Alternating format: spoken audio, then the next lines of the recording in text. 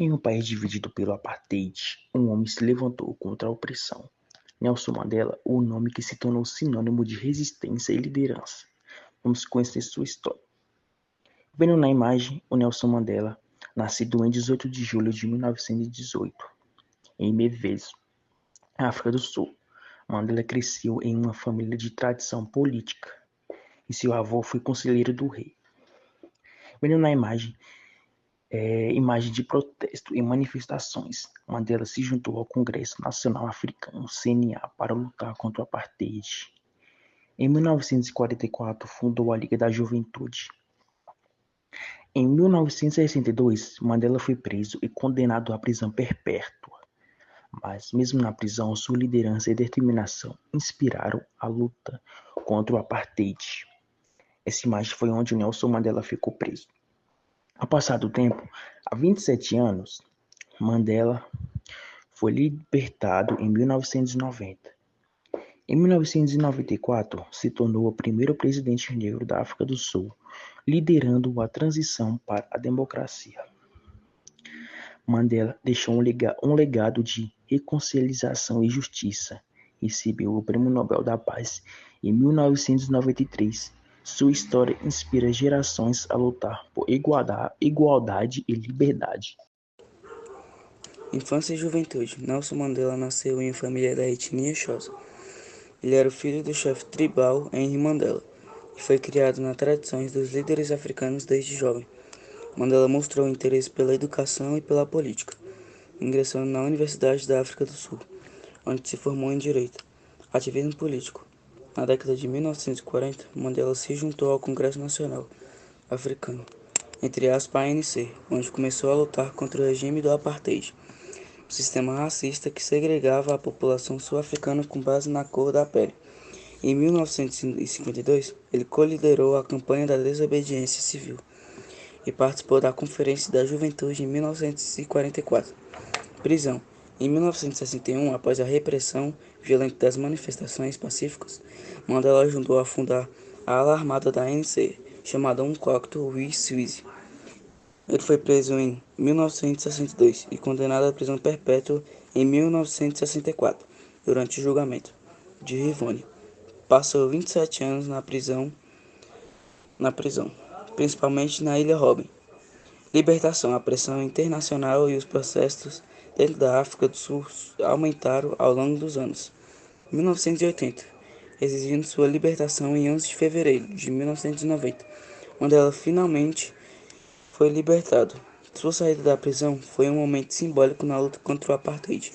Presidência. Em 1994, Mandela tornou-se o primeiro presidente negro da África do Sul, após as primeiras eleições democráticas do país.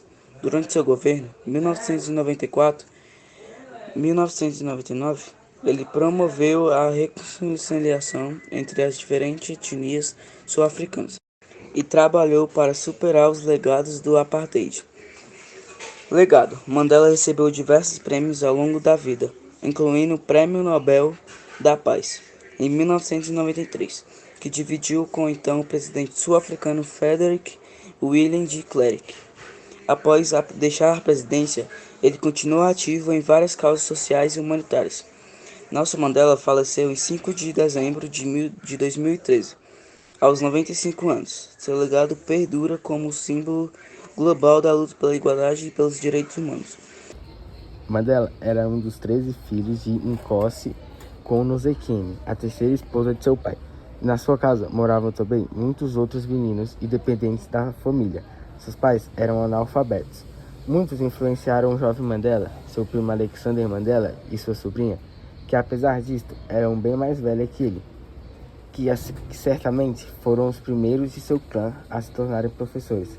Tão popular quanto o regente John Gitaba, seu tio, era o reverendo Matiolo, da igreja metodista, no plano espiritual, sendo mesmo superior àquele, ambos exercendo fascínio pelo poder e respeito que tinham, não somente entre próprios negros, como também aos brancos.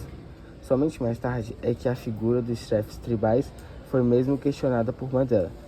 Como regente, cooptados pelo governo branco, também os missionários exerciam um papel na dominação, mas Mandela Mais tarde, registraria que sempre considerei perigoso subestimar a influência dessas duas instituições sobre o povo e, por essa razão, pedi repetidamente que tivessem cautela ao lidar com elas.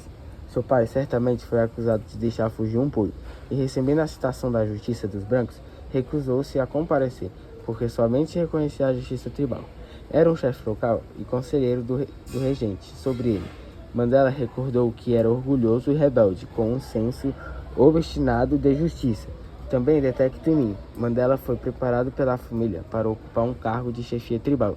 Deveria ter aceito um casamento arranjado em que a noiva ser-lhe-ia indicada sem mesmo conhecê-la. Fugiu desse destino e mais tarde conjecturou que, se o tivesse aceito, hoje seria um chefe muito respeitado, sabe? Teria uma barriga bem grande, muitas vacas e carneiros. Recebe o nome de seu primo. Nome significa algo como agitador, o que pode ser considerado profético, já que a expressão quer dizer no idioma natal Zulu, aquele que ergue o galho de uma árvore. A educação inicial que receberá era sobretudo oral e aprendia, não de modo sistemático, mas perguntando aos mais velhos. Desta forma, cresceu observando os costumes, os tabus, os rituais. Aos 5 anos de idade, começou a seguir outros meninos nas lidas do campo, longe de seus pais, cuidando do gado. Naqueles tempos, após o jantar, era costume ter a mãe ou umas tias para narrar velhas histórias, mitos, fábulas ancestrais. Ouvia então contarem de reis lendários e heróis, como Dingane, Bambata ou Macana. Em 1925, passa a frequentar a escola primária existente na vila, próxima de Cunu, e lá recebe o nome Nelson, em homenagem ao almirante Nelson, dado por sua professora, chamada Midigane, atendendo ao costume de dar nomes ingleses a todas as crianças que frequentavam a escola. Esta consistia num único cômodo, com teto de zinco e chão de terra. Era seu melhor amigo, o filho do regente, chamado Justice. Aos 9 anos de idade, seu pai morre, em 1927, e Mandela é enviado para a Vila Real, aos cuidados do regente do povo Tembu, Jong Taba. Ali frequentava a escola, vizinha à residência real. Nelson Mandela e a resistência contra o apartheid. O apartheid era sustentado na África do Sul por meio da censura das informações e da violência contra aqueles que resistiam ao regime de segregação. Os negros sul-africanos lutavam contra a segregação. Os partidos políticos, como o Congresso Nacional Africano, tinham uma posição importante nessa luta contra o apartheid.